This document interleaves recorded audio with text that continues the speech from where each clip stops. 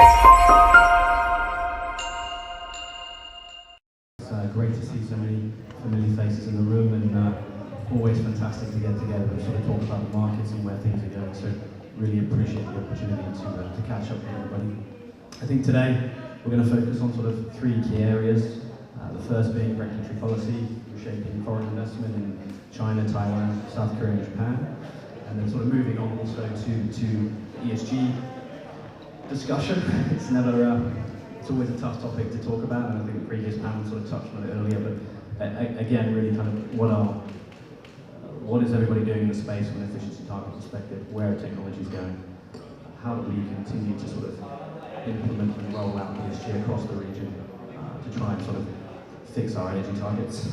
And then thirdly, sort of finishing off on the rapid rise of the East Asian market and how that's influencing the broader APAC market. So, my name's James Normandale, so I'm from Cushman Wakefield.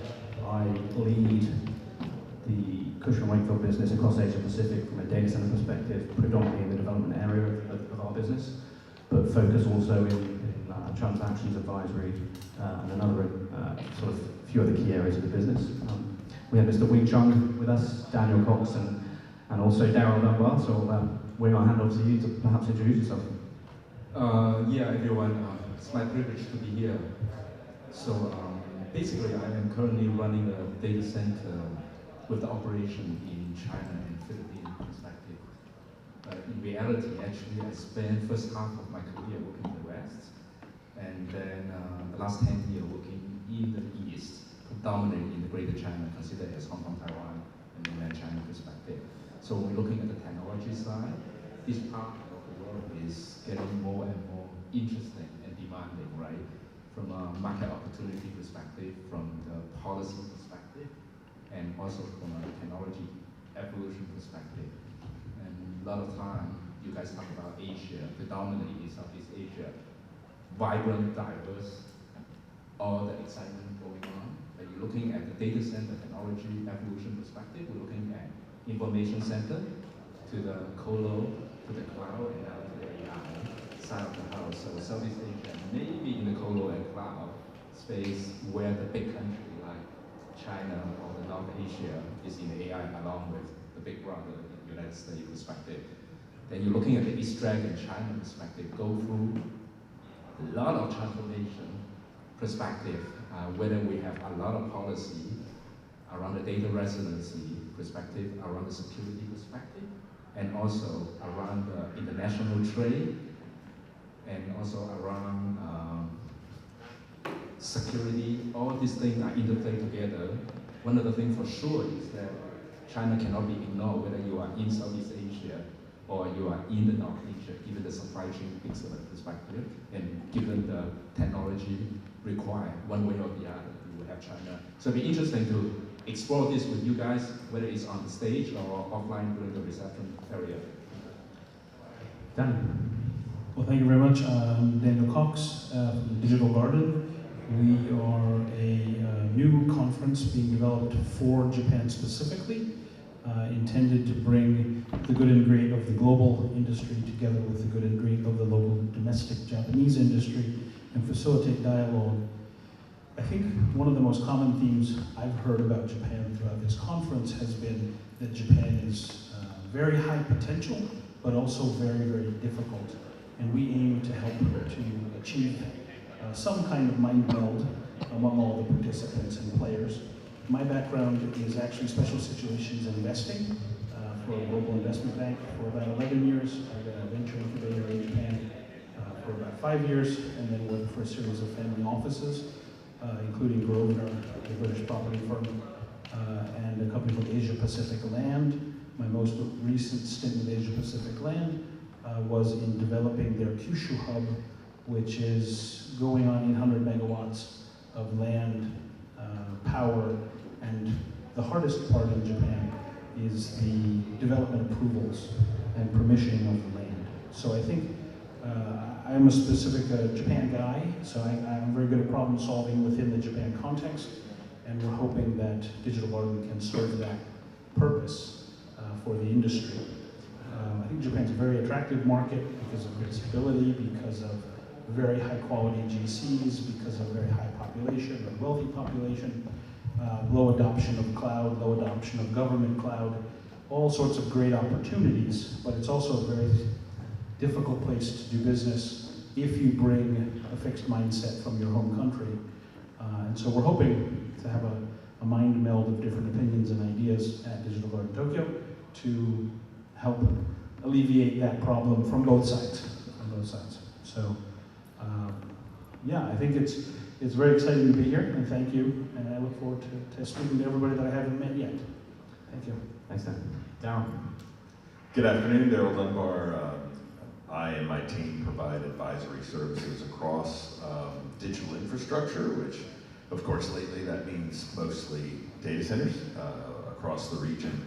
And just happy to be here, part of the conversation on this august panel, as well as later on, as Daniel said. Happy to be here. Super. So I think I'm gonna ask you the first question around. Yeah, I got a book. Around China. I think we've obviously seen the Chinese market in hard times is continuing to recover now, both through there seems to be a significant amount of supply chain infrastructure that's coming into Southeast Asia, as well as foreign investment starting to trickle back into China. So could you talk to us a little bit about data sovereignty, cybersecurity regulation, investment regulation in China, maybe lend some context to potentially the future of where it could go, hopefully in the next few years? Yeah, when you talk about China, I mean, I would encourage everyone to looking at the 14th, 5th year plan, and then if you don't have time to read the thick one, you can read the McKinsey one page and you can understand. Because that's what I do also. I moved to China in 2012. During the OK day, after the Olympic was a great day, and then I worked for 2 Fortune 50 companies, and went through the cycle, and then a couple of years ago, we joined the privately owned company, probably one of the largest privately owned company to run the data center in China. But when you go back to looking at this whole thing, right, I think you boil down to, let me say that you play the offense, and at the same time you play the defense.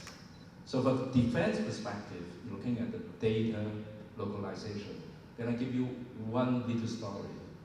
There was the largest consumer product company. I guess you guys have the product carried in your pocket, 70% of you guys in your pocket. They build the data center in China. I happen to be the supplier for a Fortune 50 company. And the regulation we need to go through about the data localization side of the house, and also the T&C around the liability. It took me and my team 6 months to negotiate the contract. So I think the example is that, I mean, there's a lot of expert around this data localization. This is something that we cannot avoid because of the cross-border data transfer requirement in that regard. But China is just one of the things because they are so big to let people pay attention to, coupled with the geopolitical situation right now. In the Southeast Asia, for example, in the Philippine operation we have right now, the government talk about the data sovereignty, but they haven't pulled the trigger to move the national data from Singapore cloud to Philippines yet, but it will happen. So when you're looking at this, right, I mean, is that a challenge? Yes, it is a challenge. It's just a different stage that we went through. We just need to comply with the law. When we see the law perspective, the best way to do is to partner with connectivity-like company, the telco company, and some technology companies so that you can work the system, and you have a local knowledge and comply with the law. And you don't have to went through this 6 or 9 month contract negotiation, set aside a couple of years to work on the solution side of the house. The second one is around the cybersecurity, another story to tell you guys. That is back in 2013, when I worked for another Fortune 50 company. There wasn't that challenging yet. So one of the good part about the global MNC company is that we can offer a customer a one-stop security solution from a software to process to support. And then we offer a SaaS to the customer also. The tricky one is that when you work with the highly regulated country, and then we work on an integrated solution, it doesn't work most of the time. And you go back, you have to see how we can decouple from an IP to the process, to the services, so that you work with the government and say, hey, which part we can collaborate, which part we can be the OEM or whatever in that regard. So when I use this 5 example perspective, it's just because each country has their policy. The policy might be cumbersome. The policy might be not so strict in that regard. It's a directional statement. Then you need the local company to work on. But it doesn't diminish the fact that there was a stricter policy and regulation in China, precisely that we need to have the local team help. So when we try to solve this question, right, we look at it 2 ways to solve this question. One is tactically how we solve it. One is strategically what we want to do in the mid to long term perspective. Tactically speaking, I think most of you guys, if you guys work for a Fortune company, you probably will have a compliance department.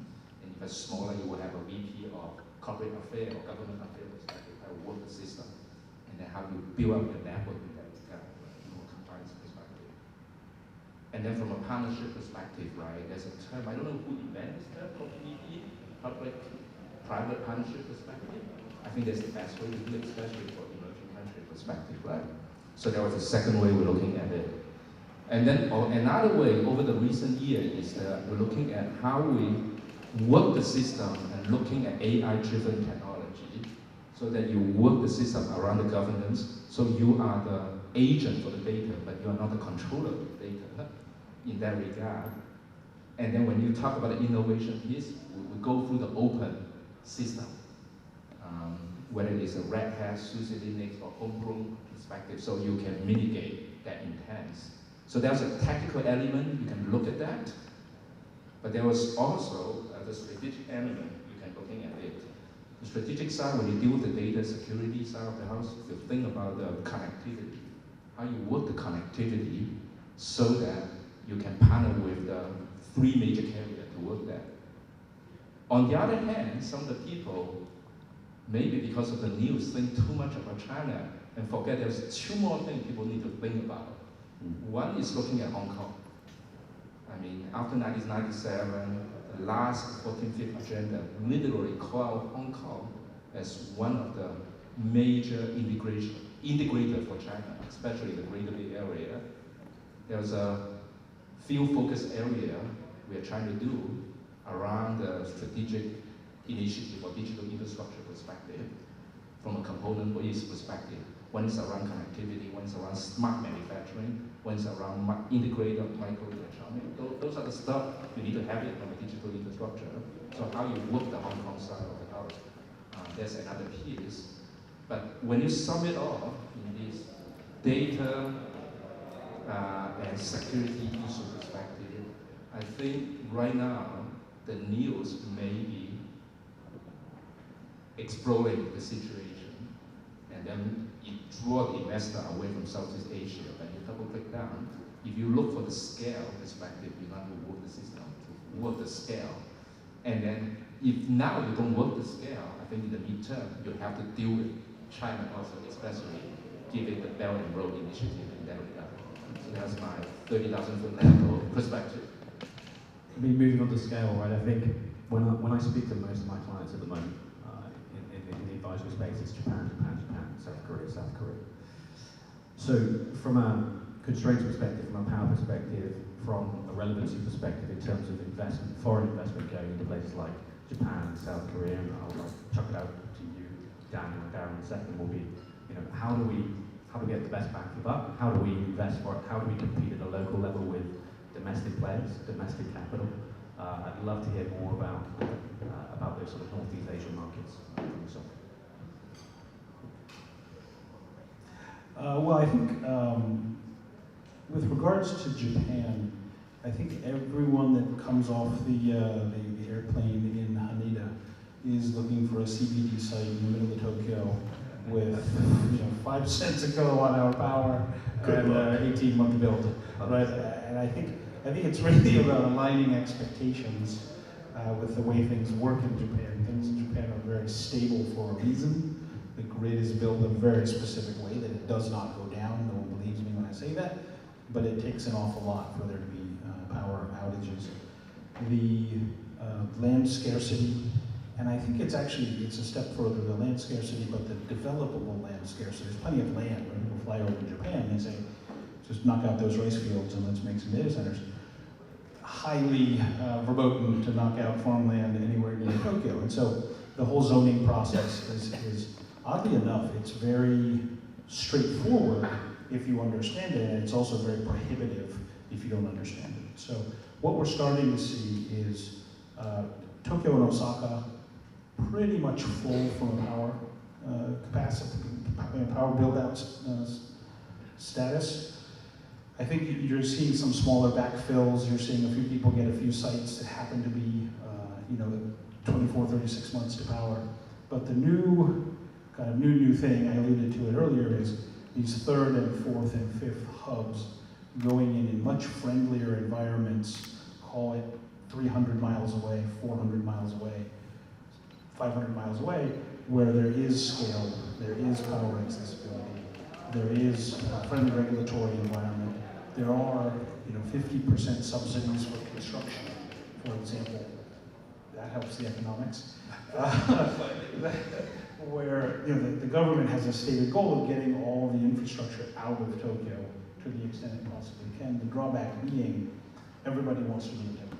So people that are willing to take a little bit of a risk, go a little bit further out of town, some of the sponsors have done this, are seeing, I think, very good success in people adapting to these newer hubs and getting away from having to be right in the center of Tokyo, which 10 years ago they probably could have done, now much more.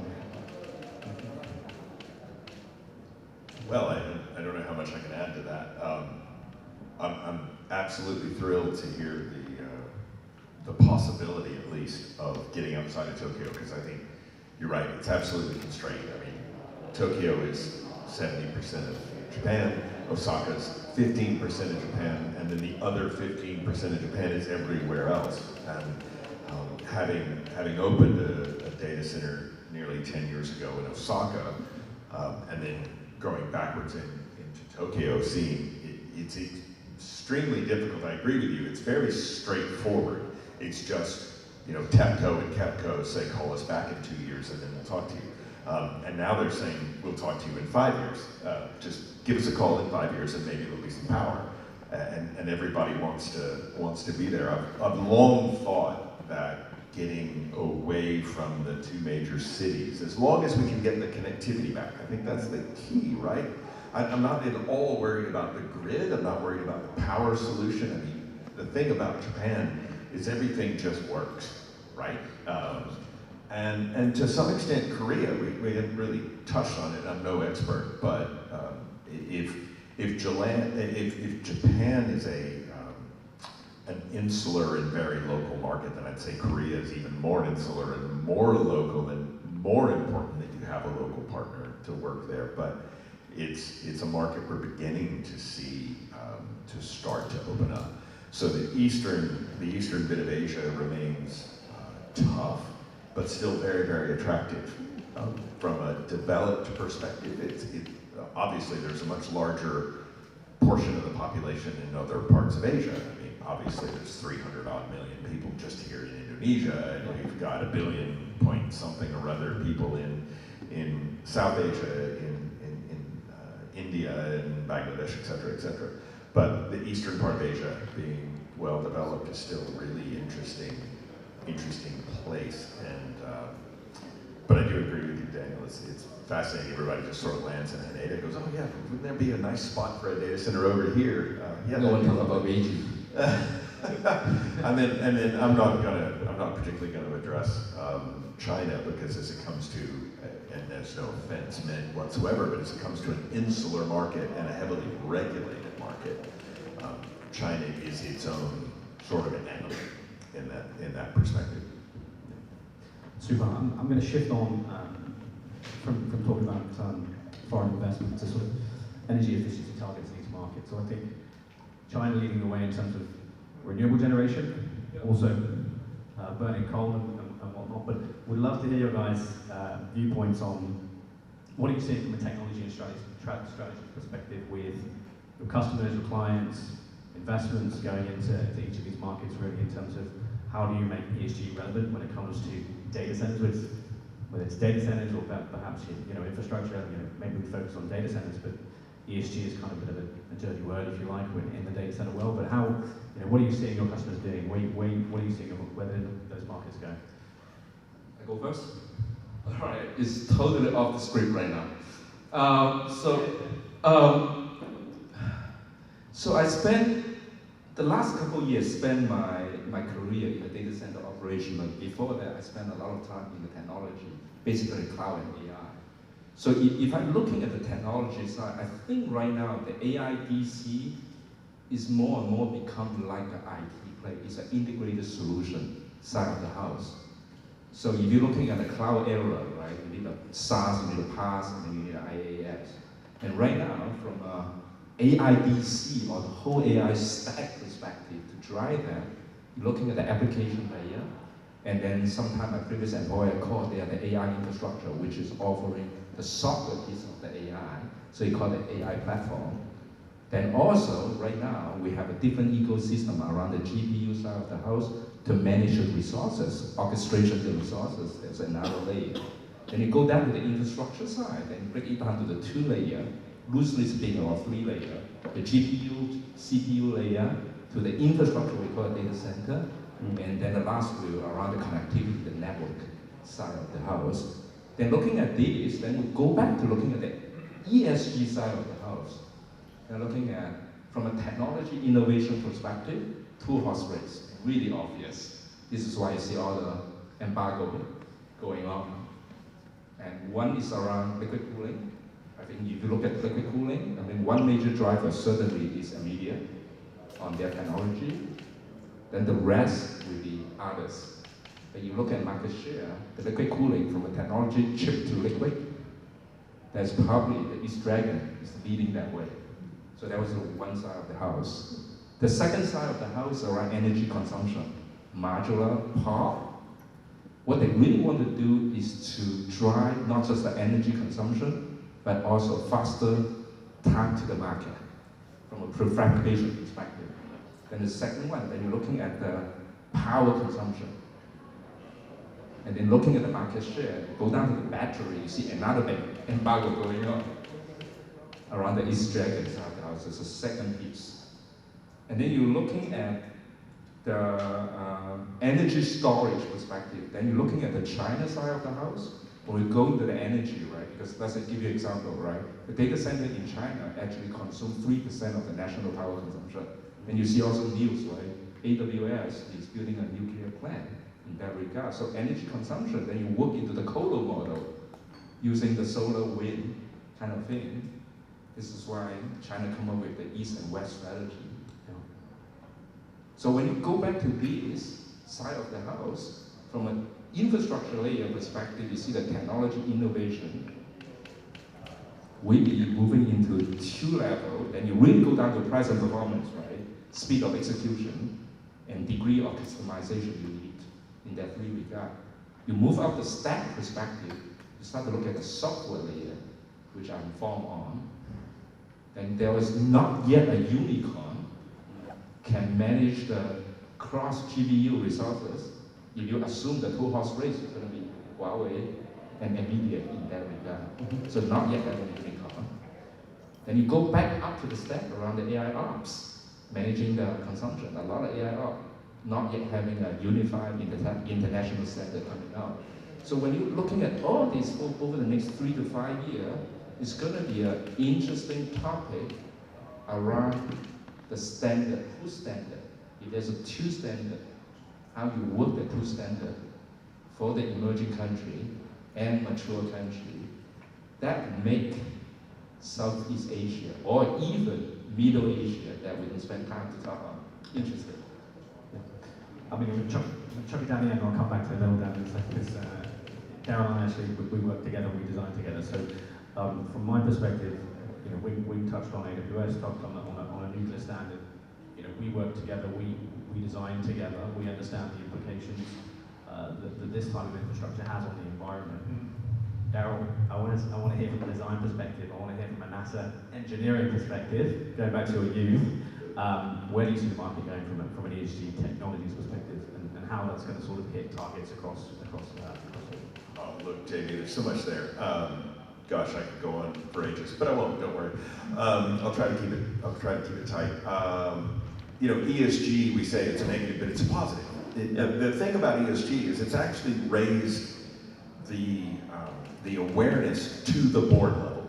So now we actually have board oversight, which may affect actual change. And what you mean in change and what you want out of that I'll leave that to the reader to decide. But at least it's up at that level. But as an industry, we're incredibly selfish. All we want is land and power. Give us the power, give us the land, let us build. We don't care. Oh yes, we talk about PUE, and don't get me started on PUE. I could do an afternoon on what a terrible metric that is. I get the idea of what we mean by power use efficiency. It's a wonderful concept, but it is completely flawed in how it's measured and how it can be gained. But let's talk about reality. Reality is that we just selfishly want the power. Why? Because servers are extremely good at converting power into heat. And if we back up the chain, how do we create that power? Well, generally, with the exception of things like hydro, we generate heat in order to create power. So there's a massive amount of waste heat to create the power. Then we send that power into a data center, and we turn it into heat. And then we use a huge amount of power in order to try to mitigate that heat and reject it from the building. What if we looked at the whole system as a single system? And we said, so this leads to your first, the earlier question that you asked is, what are your clients doing? Well, I'm not sure that any of them are really doing this, but they're thinking about it. And I think this is the really interesting part. It's what if we treated generation and consumption, i.e. data centers, as a single system? So we start looking at district heat, we start looking at district cooling, we start talking about absorption chillers in order to recapture some of that heat. Let's design the whole system. You're right, we design solutions for our customers, but we do it in an envelope. We're told this is all that you can, this is the only area that you can actually look at. What if we looked at, so we've heard it earlier today, we looked at SMRs, modular reactors, nuclear, whatever the answer is, look at the whole thing as a system. That would be my challenge to the industry. If I'm going to leave anything in this conference today, that's it, is step back, look at the entire thing as a system. Couldn't we make the whole thing more efficient? Yeah. In a commercial term, can we get a better TCO? Well, that's an excellent question. That's a good point. I mean, I'm talking about blue sky and rainbows and unicorns, I suppose. And from a financial perspective, I'm not sure everyone in the audience is looking at that and saying, well, that's just going to cost billions of dollars. Good luck. Daniel, you come from a market that probably leads the sector, right? It's predominantly nuclear. Where's Japan going? I mean, targets-wise, you're pretty much almost there. But we'd love to hear your opinion. Yeah, so there's a lot of interesting stuff going on. So first, 52 nuclear power plants were turned off after Fukushima and are currently mothballed. 26 of those, 28 of those, don't quote me, will probably never come back online. The rest will be turned on 1, 2, 3 at a time. Even without that capacity, the grid's just fine. Tokyo is running low 90s, maybe a little higher in the summertime. In terms of utilization, so it's bumping near the ceiling there, which explains why they're not too happy to have a lot more DCs go in right at Tokyo. Some of the interesting stuff that's going on that maybe hasn't gotten as much press outside Japan. Part of being insular, a lot of good news also stays inside. SoftBank is doing 150 megawatt hydrogen-powered data center up in Hokkaido with a 50% government subsidy and land provided by the local government, coupled with a solar array that they already have there, so that they're going to essentially be completely carbon-free. The government's investing massively in hydrogen for the people. There are hydrogen gas stations now. There are all sorts of things. They've really come down as a country to say hydrogen is where they want to put their chips. And then On the flip side, there are a lot of companies that sort of suffer in silence in Japan, not being a part of the global supply chain, not being a part of the greater East Asian supply chain, but innovating relentlessly. And so one of our clients has made an investment in a company which does direct chip cooling and is looking at about 90% power reduction for the same amount of cooling capacity. They have a test facility up. All the numbers seem to be panning out. No one's ever heard of this company. It's not a thing anyone knows about. But they just sort of suffer in silence until they find the right capital partner, and then they'll be taken into the limelight, and that could be quite transformational for the industry. But I think the smaller, especially Japanese venture companies, tend to sort of suffer in silence until they come out and change the world. Yeah. So a lot going on. Japan's very committed to carbon reduction, was on track to meet Kyoto protocols until Fukushima, essentially. And that required a ton of gas to be built out, meaning that they didn't hit many of their numbers. As those nukes come back online, two things will happen. One, the carbon will go down, and two, power prices will come back down. And so it's sort of a very high knock-on potential. And then the small nuclear reactors have all the EPCOs, all the major EPCOs, TEPCO, KEPCO, everybody else are working with places like TerraPower to figure it out. And so they're well into the study session of making that work. And so I think Japan's been very power focused, very efficiency focused since the 70s, the first oil shock, and they remain pretty relentless in that regard in terms of regulation and also innovation. I think we're almost at time, but I'm going to throw one final question out there, which is East Asia. So East Asia accounts pretty much for 95% of my workload on a daily basis, and it's really, whether you're looking at Malaysia, whether you're looking at Indonesia, whether you're looking at the Philippines as well, there's a relatively small market in the sort of wider context of East Asia. But would love to hear, where do you feel Southeast Asia is going to go? What's the impact on both the regional and global competitiveness? And I want at the end of kind of answering that question, I want one location from you each where you think is the next big market within Southeast Asia, so everyone here can go home happy and figure out where to invest. Wing. I go first. So if you go back to some of the study we do, right, around the information center, colo, cloud computing, the AIDC perspective, then if I map that to the population, to the language, and then go back to looking at the strategy, are you in that country for that country, or are you in that country for the region perspective, right? When you interplay all of these perspectives, then you will go back and say is, hey, if you are the East Dragon, when you call East Dragon on the east side, right, how do you play that to that? So I see the two things we can play into if I'm sitting in the Greater China, whether I live in Hong Kong or China, Taiwan, there's a different subject perspective. One is around the connectivity.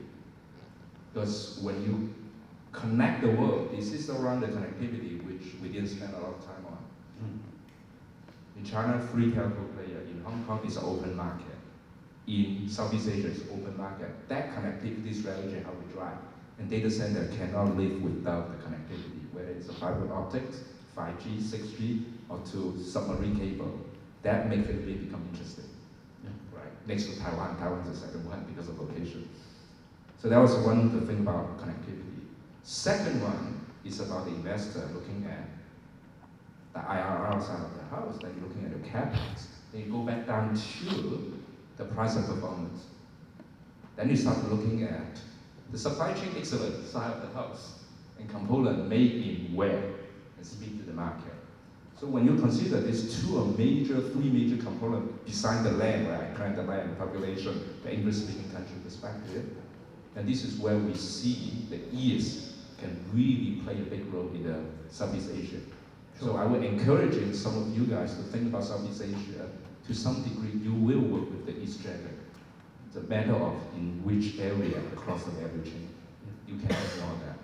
All right, the big question. Yes, we have a Philippine operation. From a market perspective, it's probably a wave two country. We call it under the info tab, not under this for obvious reasons. in that regard. But if I would sit back, I wouldn't say which country I would be focusing on, because when we're looking at Indonesia, why we choose Philippines over Indonesia perspective? Because of the portfolio investment and also the strategic location. So it's more a longer term investment than probably the next 18 months. You're looking at Malaysia perspective, it's really covering the APAC perspective. So I wouldn't give you the right answer. We're also looking at the Middle Asia perspective because of One Belt Road initiative in that regard. So I wouldn't say what is the big country. I think is if you are the greater China-based company, how the regulation, how the ESG and also the national agenda in the trade can really make a difference to that. And also the hyperscaler in the mobile payment and e-commerce side, how we can make a difference. So every Southeast Asian country, for the ecosystem, we have the opportunity to work with. Then the question is, can we drive the tighter collaboration back to the PPP side of the house faster with you guys or someone else? Yeah, I think the elephant in the room is geopolitics, and I think for the duration of the development industry to this point, it's been a globalizing world, and I think as we move forward, it's going to be a less globalizing world. I'm seeing this technology decouple, student, exchange programs, you name it. There's this massive decoupling that we haven't seen since I was a young man before the Berlin Wall fell, and that the world was divided into two camps. And I get caught in the middle. And I'm sure many people were caught in the middle, and it's happening again. I didn't think I'd see it in my lifetime. And so I think against the geopolitical background, you really need to look at actually, network. I think is the first point, and then power, pricing, and then oddly enough, I would say regulatory environment. And that very friendly regulatory environments will be the big beneficiaries. The last piece probably would be trajectory, and given the numbers that we had up on the screen about Johor, I think it's hard to ignore. And I think that the other piece is when data centers investors and operators find somewhere they like, we can look at Ashburn, they don't want to go anywhere else. And so that it may be a tier 2 at the moment, but I think the poise for growth is going to be very hard. The gravity of everything that's going in there is going to pull the industry along for many, many years against the geopolitical background that we have. Thank you. Short, sharp, and sweet. Short, sharp, and sweet. Not something you've ever known me to be, Jim. No. But number one, it's impossible to ignore Johor. I think we have to admit that that's a phenomenon. However, I'm going to be a little bit controversial, and my panelists have set it up extremely nicely, thank you, which is how I can be much shorter. It's all about connectivity.